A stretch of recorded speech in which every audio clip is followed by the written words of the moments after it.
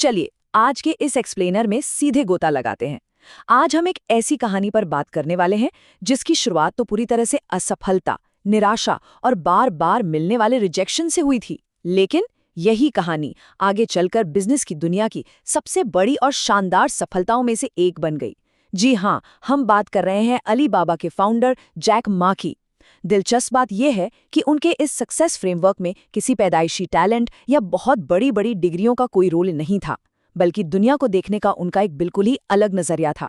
ये कहानी हमें बताती है कि कैसे सबसे बड़ी कामयाबियां अक्सर वहीं से जन्म लेती है जहां से किसी को कोई उम्मीद नहीं होती।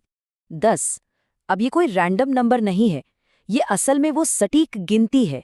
जितनी बार जैक मा ने दुनिया की सबसे टॉप यूनिवर्सिटी हार्वर्ड में एडमिशन के लिए अप्लाई किया था, और पता है क्या, उन्हें हर एक बार रिजेक्ट कर दिया गया। उन्होंने खुद एक बार मजाक में कहा था कि हार्वर्ड तो उन्हें देखना तक नहीं चाहता था। सुनने में बहुत अजीब और भयानक लगता है ना। किसी आम इंसान के लिए तो ये दुनिया के खत्म होने जैसा हो सकता था, लेकिन उनके लिए ये बस उनकी रोजमर्रा की जिंदगी का एक और आम हिस्सा था, कोई बड़ी बात नहीं। और बस यहीं से हम अपने आज के इस विश्लेषण के पहले हिस्से की तरफ बढ़ते हैं। भाग 1, अस्वीकृति की नींव और इस बात को समझना कि महान सफलता के लिए जन्मजात जीनियस होना जरूरी नहीं है।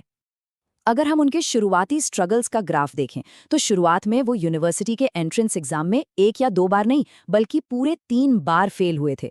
हार मानकर उन्होंने अपने शहर के एक ऐसे टीचर्स कॉलेज में एडमिशन लिया जिसे उस समय तीसरे या चौथे दर्जे का माना जाता था। उसके बाद उन्होंने एक यूनिवर्सिटी में पढ़ाना शुरू किया जहां उनकी सैलरी थी सिर्फ $10 महीना। जरा सोचिए कितना फ्रस्ट्रेटिंग रहा होगा वो दौर। लेकिन फिर आता है साल 1994, जब वो पहली बार अमेरिका गए और वहां उन्होंने पहली बार कंप्यूटर देखा। उसे देखते ही उन्हें एहसास हो गया कि ये टेक्नोलॉजी भविष्य में कितनी विशाल होने वाली है। अब मजे की बात यह है कि ये जो लगातार मिलने वाले रिजेक्शंस और कम सैलरी वाली जॉब थी ना, इसने उन्हें तोड़ा नहीं, बल्कि इसने उनके अंदर एक ऐसा लचीलापन, एक ऐसी रेजिलियंस भर दी जिसे कोई हरा नहीं सकता था। उन्हें हमेशा से ये पक्का यकीन था कि आगे कुछ बहुत बड़ा उनका इंतजार कर रहा है। यहाँ एक बहुत ही दिलचस्प तुलना देखने को मिलती है। एक तरफ हार्वर्ड और वॉटन जैसे एकदम एलीट और ग्लोबल इंस्टीट्यूशंस हैं जिन्होंने उन्हें बार बार रिजेक्ट किया, और दूसरी तरफ वो तथाकथित 3rd क्लास टीचर्स कॉलेज है जहां से उन्होंने पढ़ाई की। जैक मा का बिल्कुल साफ मानना है कि उनके उस साधारण से कॉलेज ने उन्हें जो एजुकेशन दी ना, वो उनके जीवन की सबसे बेहतरीन शिक्षा थी, उन बड़ी बड़ी यूनिवर्सिटीज से भी कहीं बेहतर, जहां वो कभी जा ही नहीं पाए। ये बात साबित करती है कि असली एजुकेशन किसी बड़े नाम वाले ब्रांड पर डिपेंड नहीं करती, बल्कि इस बात पर करती है कि वो इंसान को असल जिंदगी के लिए कितना तैयार करती है। उस समय तो कोई सोच भी नहीं सकता था कि वो इंसान कभी इतना सफल होगा। सबको यही लगता था कि ये तो पागल है। तो चलिए अब कहानी को थोड़ा आगे बढ़ाते हैं और देखते हैं कि ये सब कैसे एक बड़े नजरिए में बदलता है।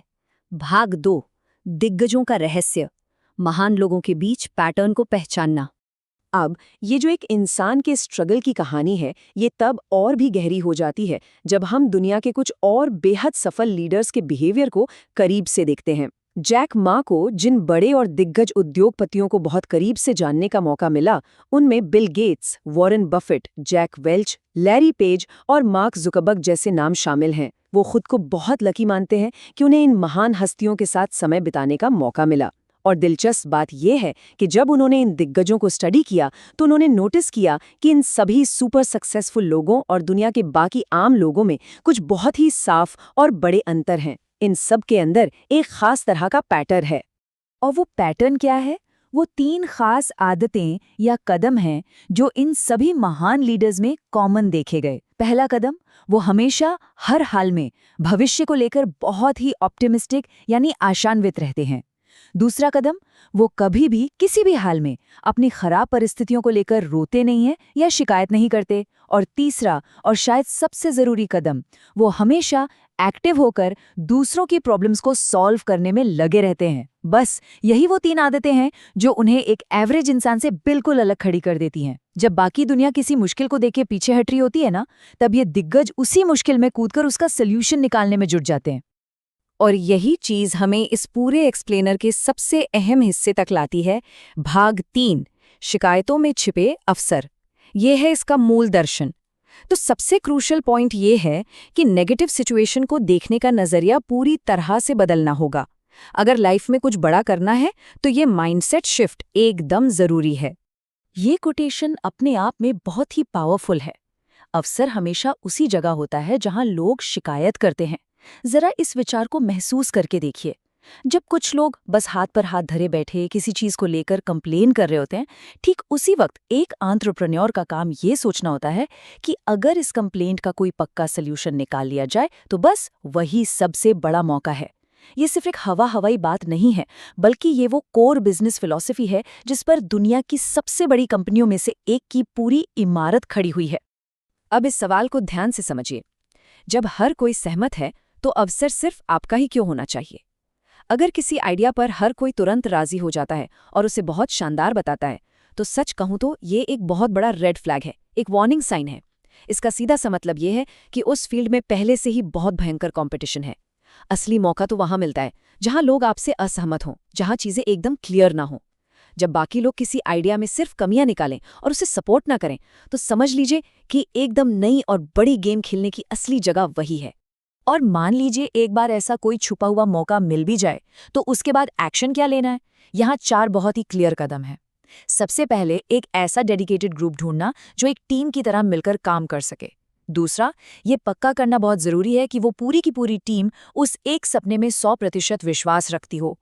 तीसरा, और ये थोड़ा मुश्किल हो सकता है, इन्वेस्टर्स, दोस्तों या यहाँ तक कि अपने पेरेंट्स के डाउट्स को पूरी तरह से इग्नोर करना। जी हाँ, इस बात से कोई फर्क नहीं पड़ता कि बाहरी दुनिया आप पर यकीन करती है या नहीं। और चौथा, उस सपने के पीछे दिन रात एक कर देना। अगर टीम को खुद पर अटूट भरोसा है तो फिर किसी भी तरह के बाहरी सपोर्ट की कोई जरूरत नहीं होती।